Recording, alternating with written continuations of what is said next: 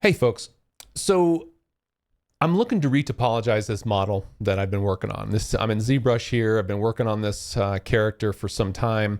I've got it, basically past the concept design phase, and I need to start making this real. And so what I want to be able to do is I want to be able to quickly iterate between Houdini, my DCC of choice, and ZBrush. The fastest way of doing that, I believe, is using the SideFX Labs GoZ plugins for import and export.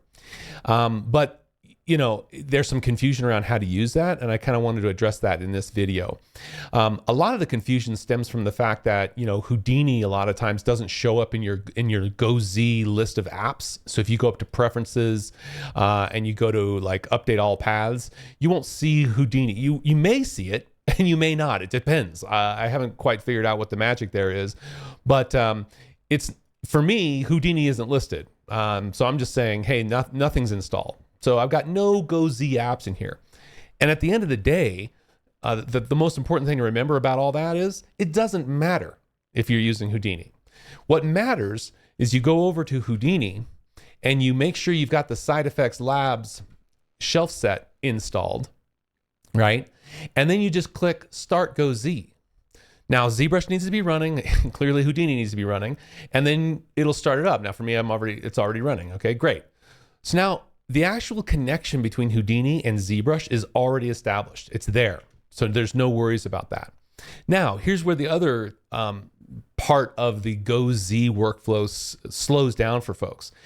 Even if I've only want to send one of my 185 subtools over to Houdini, for some reason GoZ inside ZBrush wants to iterate over every subtool.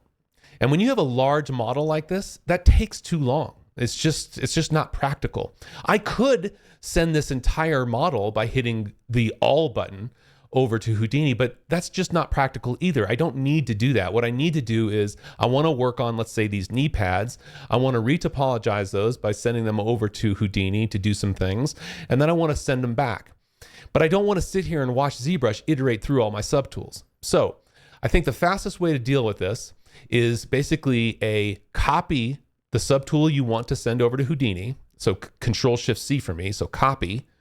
Create another tool here. So just click on your main there, drop in a poly, and then Control-Shift-V, or paste actually, right?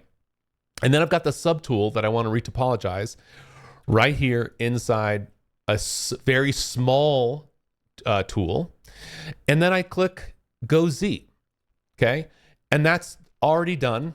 I come over to Houdini, I drop a geometry node, go in here, drop a GoZ import node, hit reload, there it is. And away I go, right? So now I can sit here and retopologize to my heart's content. I'm just gonna let's retopologize by creating a box. There's my box. And that is my retopo, okay? So then if I wanna send that back over, I do a GoZ export, select that box that's gonna go back over, right? And then send to ZBrush. There it is. There's the box, okay? And so then I can just copy that box, go back over to my main tool here, and then just do a paste. And there's my beautiful retopology of that kneecap, right? That is extremely fast. I'm not dealing with the file system. I'm not dealing with the sizes, the difference between the size systems in each of these tools. I'm just going to focus on the subtool I want to retopologize, whatever I'm going to do in Houdini to retopologize. In my case, I'm going to be using Modeler 2025 and some other techniques, and then punch it back over to ZBrush.